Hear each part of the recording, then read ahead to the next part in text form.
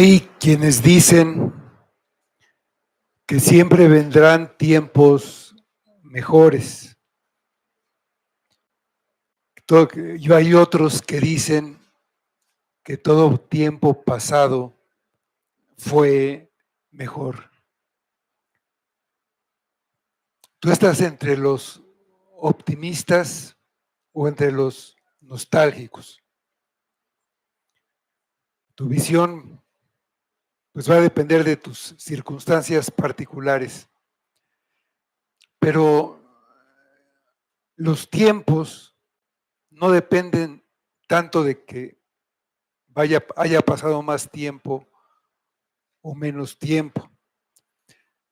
Hay algo que hace que los tiempos sean diferentes, algo que influye en las personas que están en ese tiempo, que hace que esas personas piensen de tal manera y hagan ciertas cosas, y eso hace que el tiempo sea mejor o sea peor. Esa circunstancia en nuestra sociedad, en nuestra civilización, es que nuestra manera de ser se ha individualizado. Hay un aislamiento de cada persona. Aunque una persona esté rodeada por muchas otras, cada uno está centrado en sí mismo. Cada uno está en su teléfono, comunicándose, viendo lo que le interesa, y lo que los demás digan, piensan o hagan, no lo afecta, lo tiene totalmente sin cuidado. Cada quien está centrado en su rollo, como dicen, ¿no? Y eso ha influido a toda nuestra sociedad. Todos somos un poco así. Muy fácilmente nos desconectamos de nuestro entorno, incluso de nuestros familiares, y estamos en la misma mesa y como si estuviéramos a miles de kilómetros de distancia. Sería exactamente lo mismo. Esta circunstancia de que cada quien se preocupe solamente por sí mismo ha dado lugar a lo que estamos viviendo. La sociedad, la naturaleza humana siempre ha sido terrible, siempre ha sido egoísta, pero ahora con esta circunstancia particular de nosotros, esto se ha agravado. Y es lo que vemos, lo que nos dice la segunda epístola de Timoteo, capítulo 3, versículos 1 a 5. Ahí está esta característica. Esta característica de egoísmo da lugar a muchos otros pecados y es lo que nosotros debemos poner atención, porque queramos o no, nos hemos estado haciendo un poco así, un poco de cada uno de estos pues pecados que describe aquí el pasaje de segunda de Timoteo. Dice así la palabra de Dios. También debes saber esto, que en los postreros días vendrán tiempos peligrosos, porque habrá hombres amadores de sí mismos. Y esta es la característica en la que hay que poner atención. Hombres amadores de sí mismos. Y eso da lugar a todo lo que sigue. Ávaros, vanagloriosos, soberbios, blasfemos, desobedientes a los padres, ingratos, impíos, sin afecto natural, implacables, calumniadores, intemperantes, crueles, aborrecedores de lo bueno, traidores, impetuosos, infatuados, amadores de los deleites más que de Dios, que tendrán apariencia de piedad, pero negarán la eficacia de ella. Muchos de estos términos los conocemos, muchos los malentendemos. Vamos a tratar de centrarnos en qué significa cada uno. El apóstol Pablo inició esta segunda carta a Timoteo, primero viendo hacia el pasado, recordando con lágrimas cuando Pablo y Timoteo se separaron, recordando la fe de Timoteo y la de su familia, la de su madre y su abuela, y así como el don que recibió Timoteo en su ordenación como ministro. También recuerda esa enseñanza fiel que le dio a Timoteo, el abandono de sus amigos en Asia, todos lo habían abandonado, pero la ayuda fiel de Onesífero, todo eso lo recuerda del pasado. En el segundo capítulo da indicaciones sobre el tiempo presente que se estaba viviendo en esos momentos. Le encarga a Timoteo que esté dispuesto a sufrir dificultades junto con él y lo instruye sobre cómo comportarse en las muchas dificultades de esa posición actual en la que ellos estaban viviendo en ese momento. Y ahora aquí mira hacia adelante, hacia el futuro, para preparar y advertir a Timoteo de los peligros que vienen adelante. O sea, dice que hay tiempos peligrosos. Dice el versículo 1. También debes saber esto, que en los postreros días vendrán tiempos peligrosos. Los postreros días es un término que admite un significado muy amplio. Se podría decir que los postreros días empezaron con el nacimiento de la iglesia en el día de Pentecostés. Nos podemos basar en Hechos 2:17. Ahí Pedro está hablando a todos los judíos en su primer sermón, y él dice, y en los postreros días, dice Dios, derramaré mi espíritu sobre toda carne, y vuestros hijos y vuestras hijas profetizarán. Los judíos habían visto que estaban profetizando, que estaban hablando raro, y decían, están borrachos. Y le dice, no, eso está profetizado, y dice, en los postreros días va a pasar esto, una profecía cumplida. En Hebreos, en el libro de los Hebreos, capítulo 1, 1 y la primera parte del 2 dice, Dios, habiendo hablado muchas veces y de muchas maneras en otro tiempo a los padres por los profetas, en estos postreros días nos ha hablado por el Hijo. Ahí vemos esos postreros días. El apóstol Juan sabía que él estaba viviendo en el último tiempo. En 1 de Juan 18 dice, hijitos, ya es el último tiempo, y según vosotros oísteis que el anticristo viene, y así ahora han surgido muchos anticristos. Por esto conocemos que es el último tiempo. El final de los postreros días, también llamados los últimos días o el último tiempo, serán con el día del Señor, cuando acabe pues este mundo. Dice en Hechos 2:20, siguiendo Pedro con ese mismo sermón a los judíos, el sol se convertirá en tinieblas y la luna en sangre antes que venga el día del Señor grande y manifiesto. En la revelación progresiva del Nuevo Testamento podemos ver que hay dos venidas del Mesías y solamente dos. La primera en su encarnación y la segunda que será esta, al final del mundo, cuando Él va a juzgar al mundo. Dice en Mateo 13, 39 y 40, está hablando Cristo y dice, el enemigo que la sembró es el diablo, la ciega es el fin del siglo y los segadores son los ángeles, de manera que como se arranca la cizaña y se quema en el fuego, así será el fin de este siglo.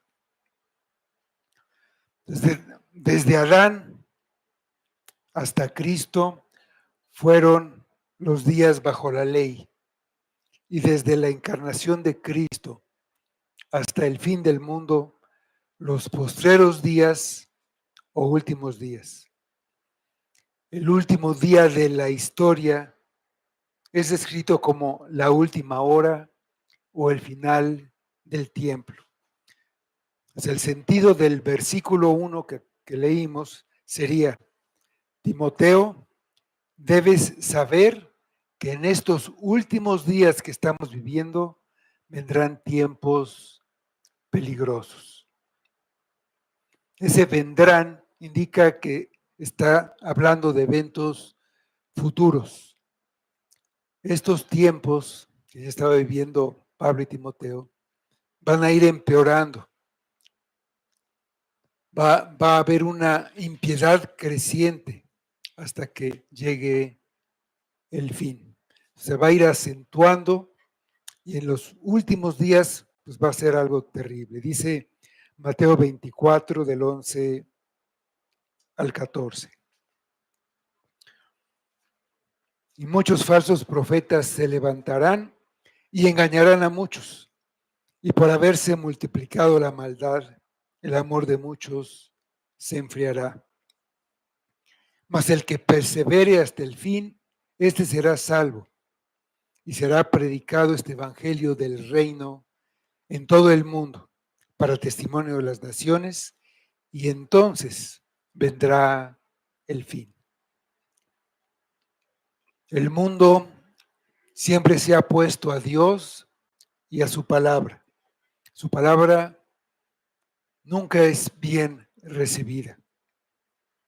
Incluso en la iglesia de hoy hay confusión, apostasía, decadencia moral y tolerancia a muchas doctrinas que no son bíblicas.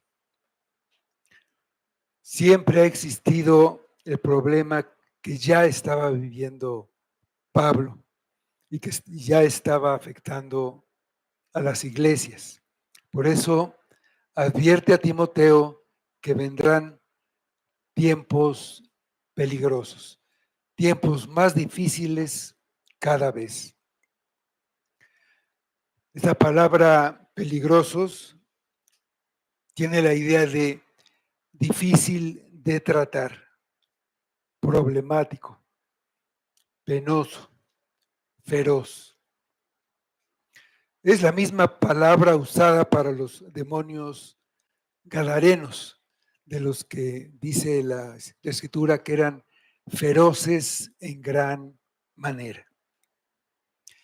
Y en realidad Pablo no habla de tiempos malos, sino de personas malas, de personas impías.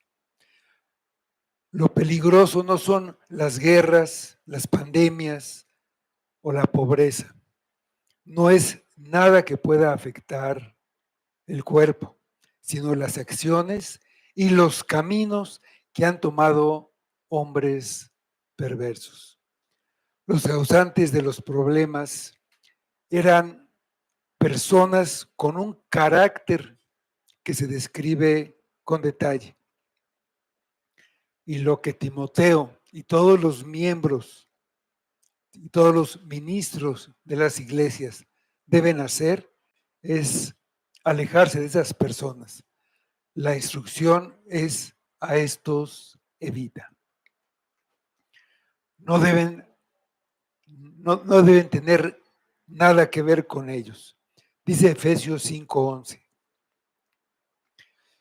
Y no participéis en las obras infructuosas de las tinieblas, sino más bien reprendedlas. En el capítulo 2, Pablo había hecho un contraste entre el falso maestro y el ministro fiel. Un obrero aprobado y los que se desvían de la verdad. Un verdadero ministro se caracteriza por la bondad, la paciencia y la gentileza.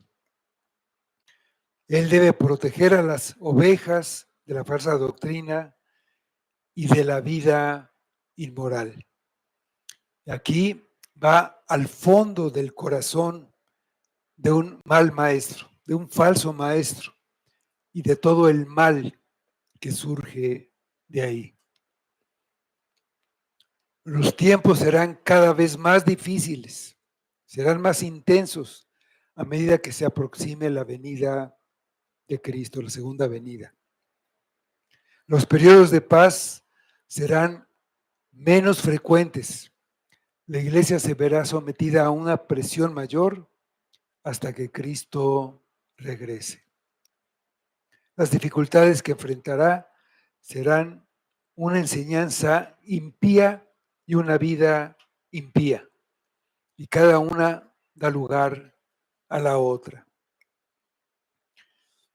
Hemos estado viendo el impacto destructor que estos dos males han causado a lo largo de la historia de la iglesia.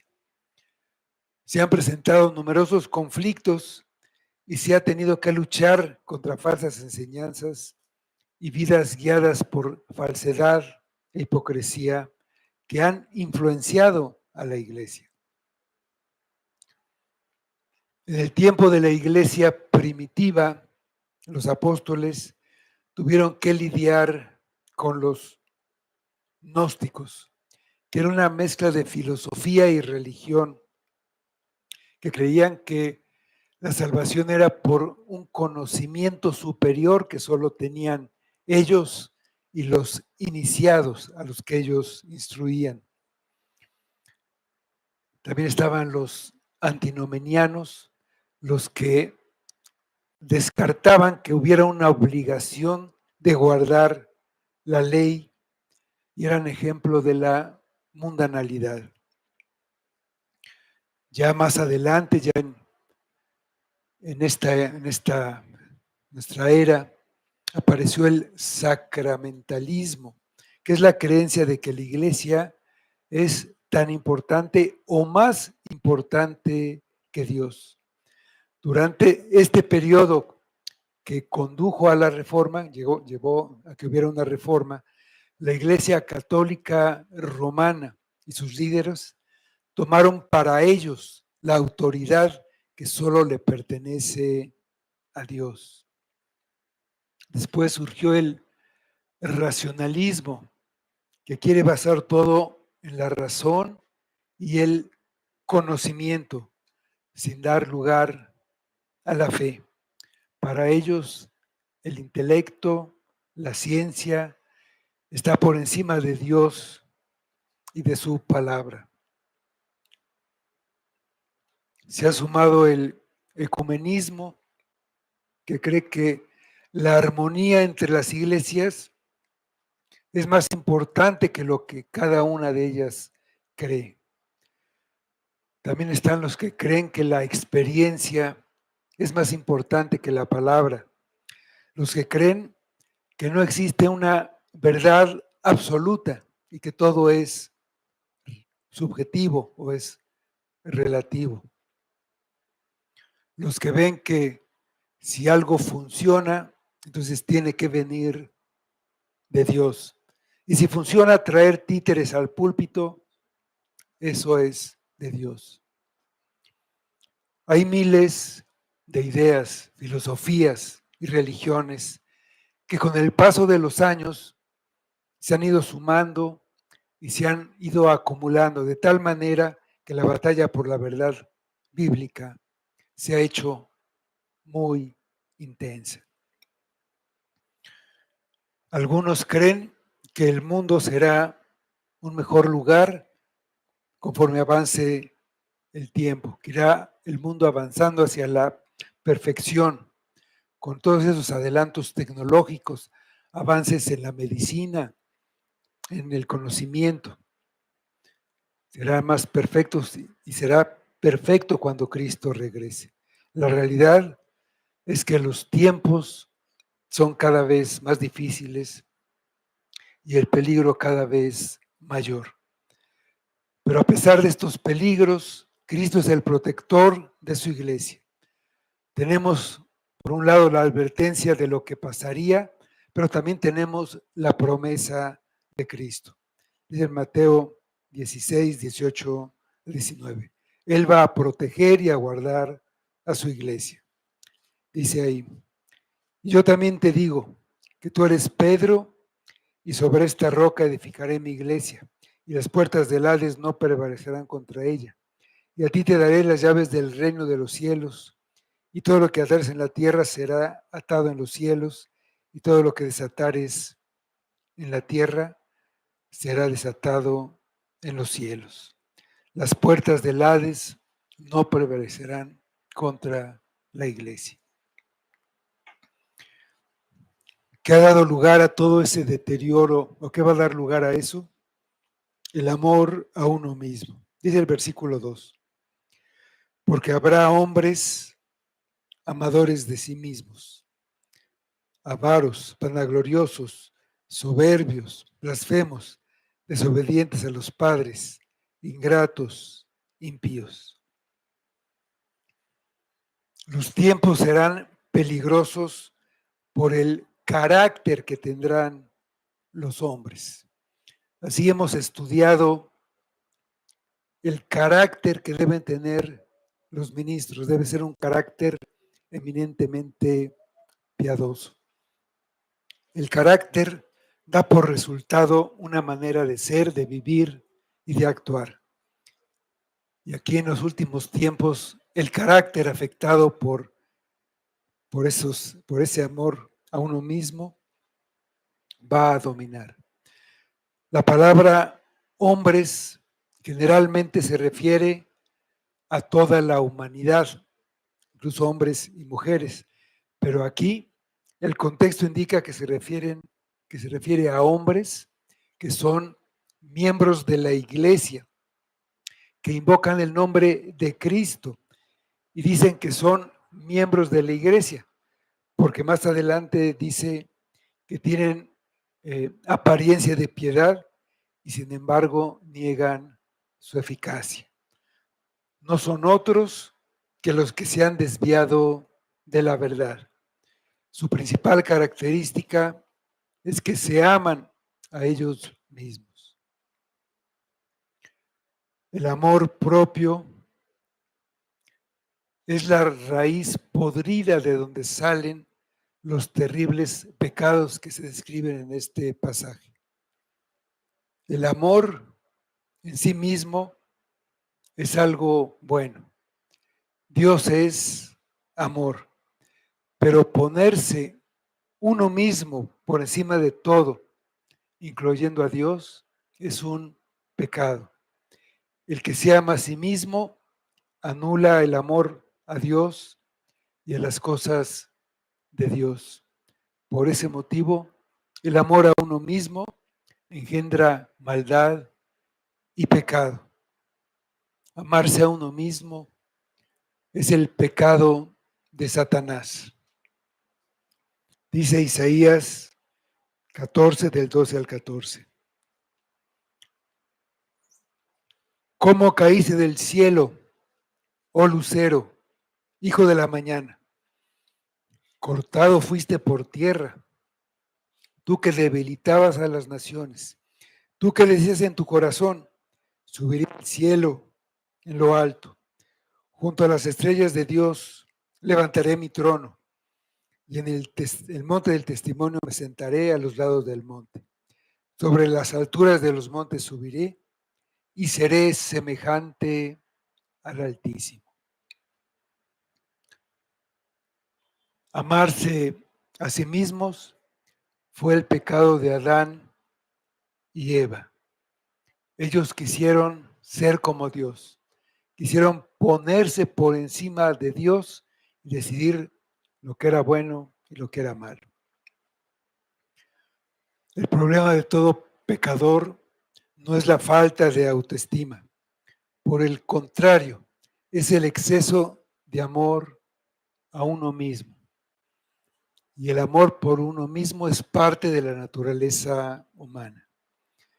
El amor por nosotros mismos sale de una manera natural. Ese amor pecaminoso y egoísta está en contraste con el amor de Cristo, nuestro ejemplo, que demostró siempre un amor por otros, no por él mismo. En el Evangelio de Juan 15:13 podemos leer: nadie tiene mayor amor que este, que uno ponga su vida por sus amigos. En muchas iglesias que profesan ser cristianas se predica un evangelio que llama a amarse a uno mismo. Se dice que el hombre es tan valioso que envió a su hijo para salvarlo. Se predica que Dios ama tanto al hombre que el objetivo de Dios es hacerlo feliz, hacer feliz al hombre, y que le dará todo, incluyendo la riqueza material, para que el hombre esté contento, para complacerlo. Se enseña que no puedo amar a Dios si antes no me amo a mí mismo. Son ideas diabólicas. El amor a uno mismo es contrario a las enseñanzas de Cristo. En el Evangelio de Mateo 22, versículos 37 a 40, dice: Jesús le dijo: amarás al Señor tu Dios con todo tu corazón, con toda tu alma y con toda tu mente. Es el primero y grande mandamiento. Y el segundo es semejante: amarás a tu prójimo como a ti mismo. De estos dos mandamientos depende toda la ley y los profetas. Los pecados de los que se aman a sí mismos: avaros, vanagloriosos, soberbios, blasfemos, desobedientes a los padres, ingratos, impíos, sin afecto natural, implacables, calumniadores, intemperantes, crueles, aborrecedores de lo bueno, traidores, impetuosos, infatuados, amadores de los deleites más que de Dios. Pablo da una larga lista de pecados que proceden del amor a uno mismo, que proceden de ese egoísmo. La avaricia nace naturalmente del amor a uno mismo. El amor por el dinero es porque se piensa que el dinero compra todo lo que yo quiero, todo lo que yo necesito, todo lo que puede desear una persona. Es el materialismo y el anhelo de posesiones materiales.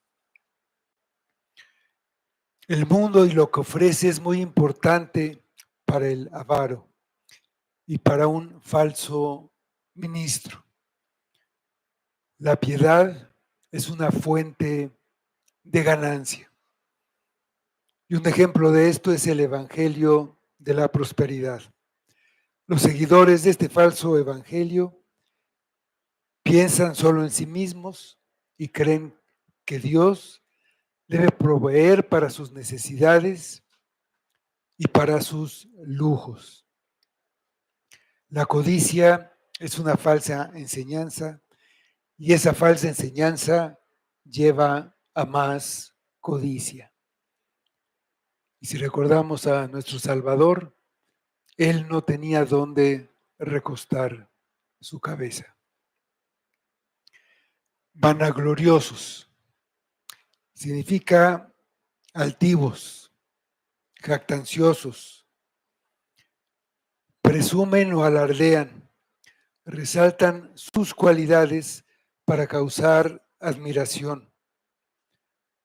La apariencia o la belleza para una persona es muy importante. Cuando hablamos de una mujer vanidosa, lo que le importa es su apariencia, el vestido, las joyas, los adornos, vanagloriosa. Exageran sus habilidades y logros. Quieren ser maestros aunque no entienden de lo que están hablando. Son como aquel fariseo que se gloriaba de ser bueno. Daba gracias a Dios por no ser como los otros hombres. La soberbia viene de la jactancia. Una persona soberbia es altiva y orgullosa. Se pone por encima de otros. Se siente superior a los demás y lo expresa con palabras y obras. Una criatura, alguien que fue creado, no tendría de qué sentirse orgulloso. Todo lo que es y todo lo que tiene es porque lo ha recibido de alguien. Pero el soberbio cree merecer todo. El soberbio no reconoce sus errores, no acepta consejos y nunca pide perdón. Por eso Dios resiste a los soberbios y da gracia a los humildes. Blasfemos, son calumniosos e injuriosos. Se elevan a sí mismos y automáticamente rebajan a los demás.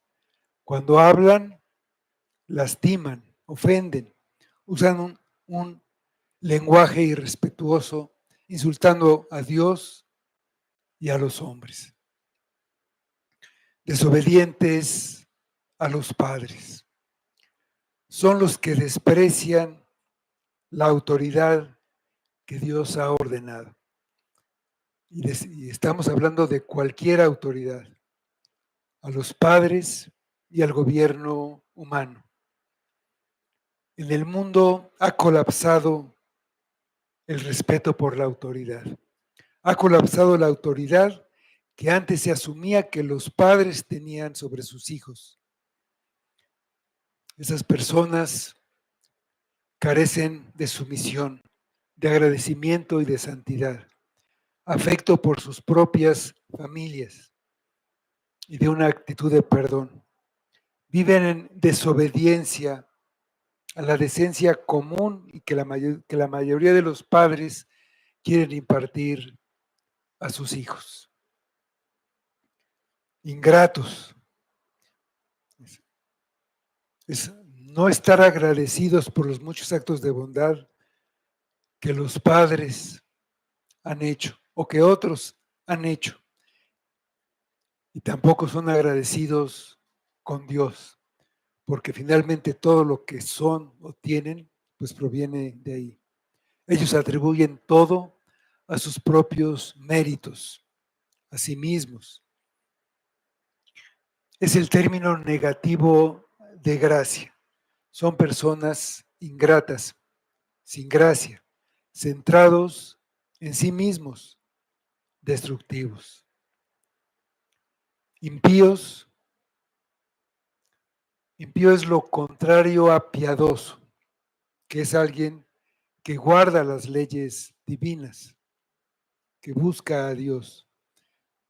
El impío no tiene piedad, no tiene respeto por las cosas de Dios, es irreverente, no tiene temor de Dios ni respeto por su palabra.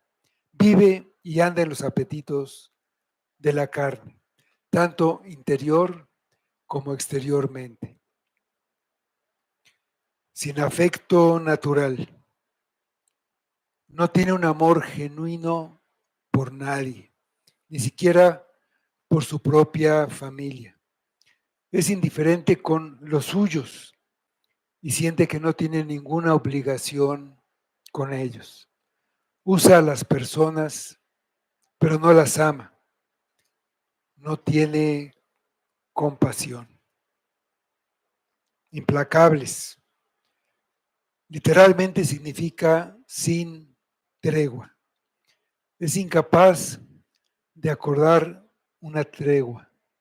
No respeta los pactos que ha hecho. Un ejemplo como el pacto matrimonial. Pasa por alto los contratos y promesas, tanto con Dios como con los hombres. La persona implacable está constantemente en guerra y se niega a dejar a un lado la enemistad o escuchar los términos de reconciliación. Es un espíritu incorregible. Calumniadores. Es un acusador falso. Este término se usa para el diablo.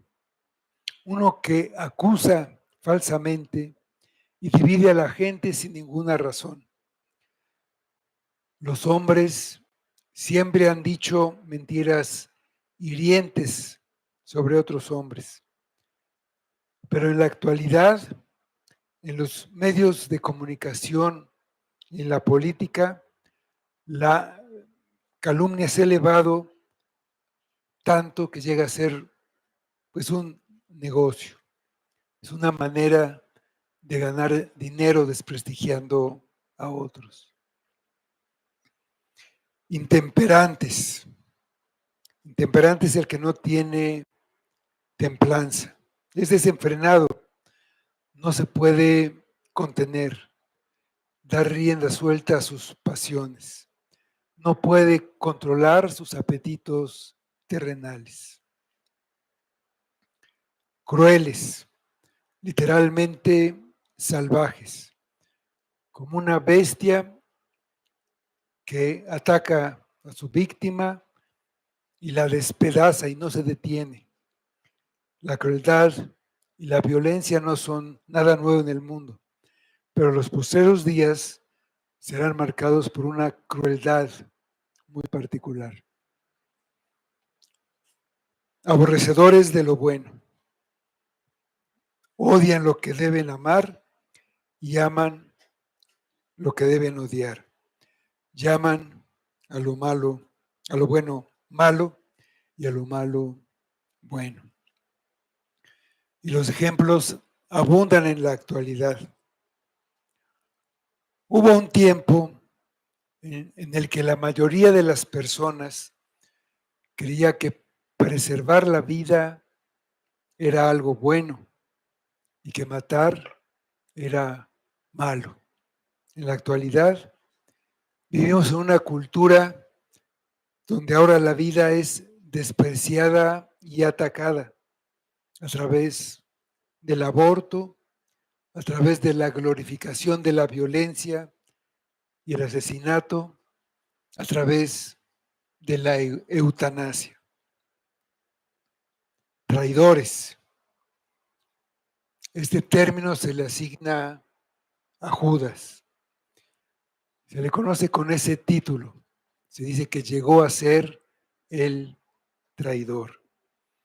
El traidor traiciona los secretos de otros, los delata para protegerse o para beneficiarse de alguna manera. Eventualmente se va a volver contra Dios y contra su pueblo. Impetuosos. Literalmente significa uno que cae hacia adelante o de cabeza. Es alguien precipitado, temerario, irreflexivo. No tiene control, actúa irreflexivamente, irracionalmente. Infatuados. Esta palabra viene de tufo, que es humo, y significa envolver en humo. Se usa para envanecerse, para llenarse de humo, hincharse de orgullo. Debe ser cegado por el humo y no ver claramente. Amadores de los deleites más que de Dios. Aman el placer, aman las cosas terrenales, el pecado, el aplauso, la honra mundana. Su estómago es un Dios para ellos. Satisfacer sus apetitos antes que todo. Comer, beber, todo lo que cause placer, todo está antes que Dios. No hay lugar para Dios en su corazón. El primer gran mandamiento es amar a Dios sobre todas las cosas. Y al no obedecer este mandamiento, pues se aman a sí mismos. Dice el versículo 5, que tendrán apariencia de piedad, pero negarán la eficacia de ella. A estos evita.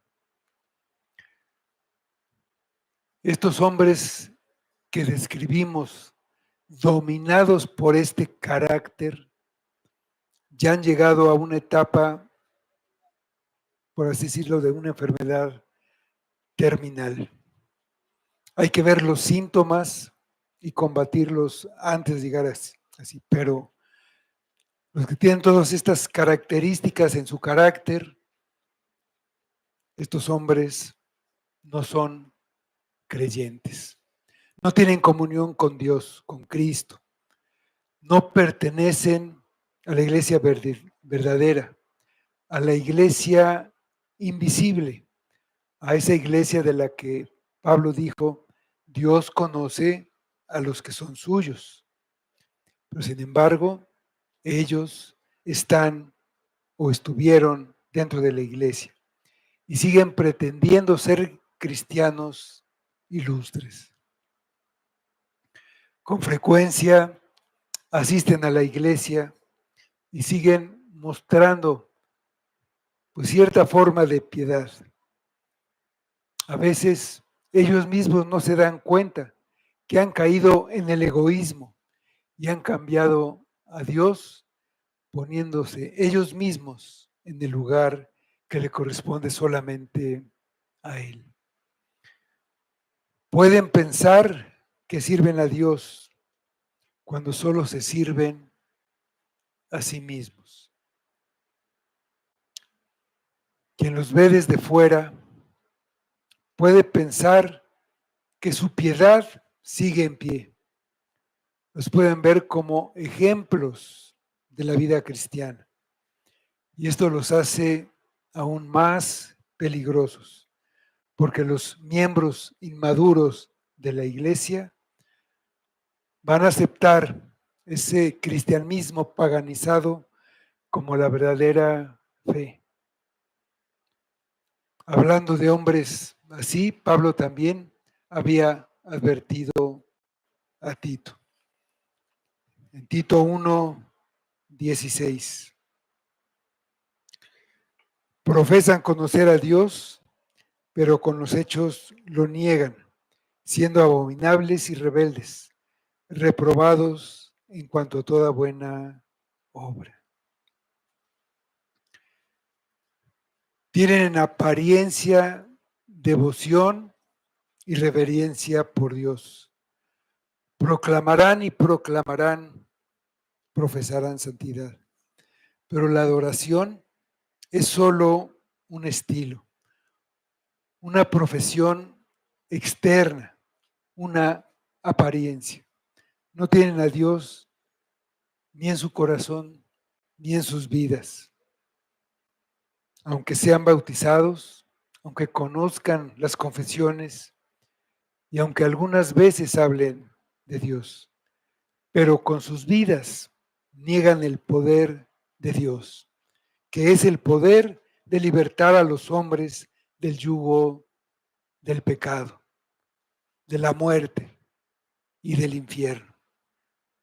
por medio de la obra de nuestro Señor Jesucristo. Hay muchos que siguen asistiendo a la iglesia, pero su corazón está frío como un témpano de hielo, aislados, no quieren tener nada que ver con sus hermanos, solamente con su círculo, aunque estén aquí, están a 1000 kilómetros de distancia.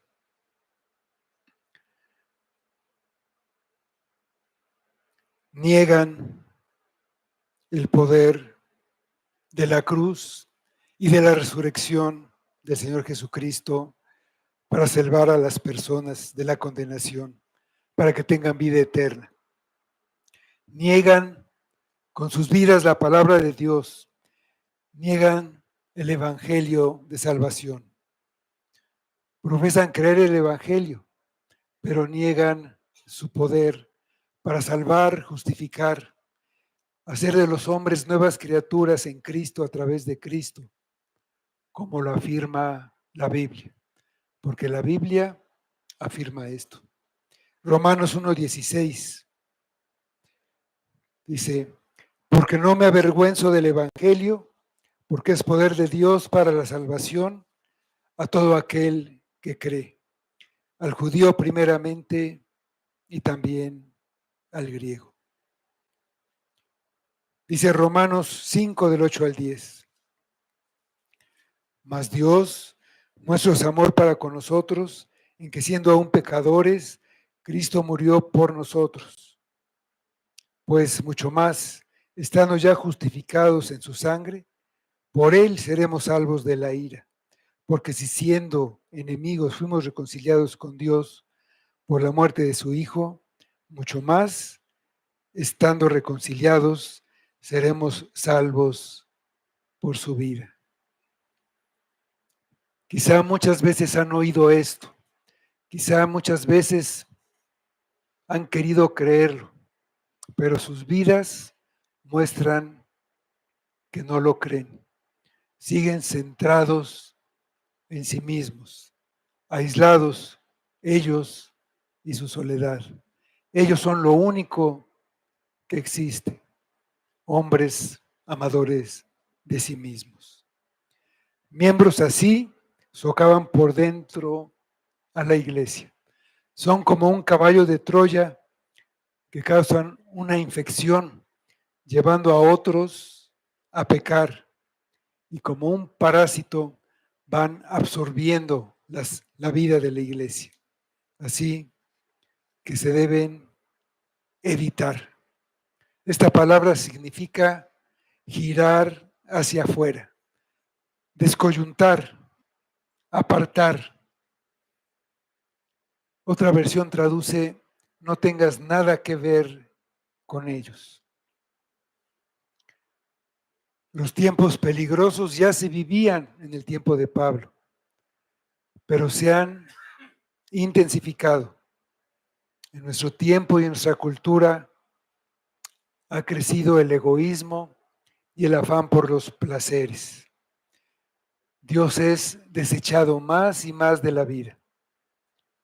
Pablo considera este problema mucho más grave que su encarcelamiento y su sufrimiento por causa del Evangelio, porque él tenía más amor por Dios que por su bienestar.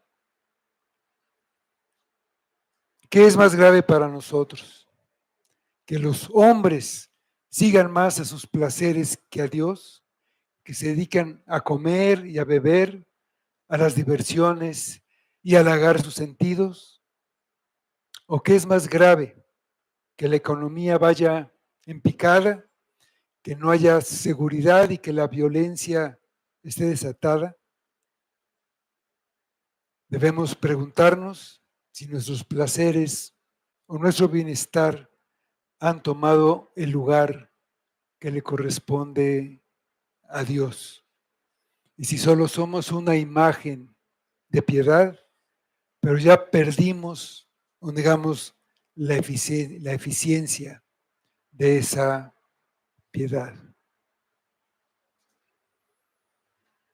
No tienes nada que ver, o no debes tener nada que ver con esos hombres que se aman a sí mismos, y mucho menos ser uno de ellos. El remedio contra esto es ser generoso, pensar en los demás, ponerse en lugar de los demás. La belleza del Evangelio es la naturaleza abnegada de Cristo. A Él es al quien debemos imitar, no a los que lo niegan con su manera de vivir. Si alguno de estos pecados se ha infiltrado en tu carácter, confiésalo y arrepiéntete. Y así te vas a librar de él. Dice primero de Juan 1:9. Si confesamos nuestros pecados, Él es fiel y justo para perdonar nuestros pecados y limpiarnos de toda maldad.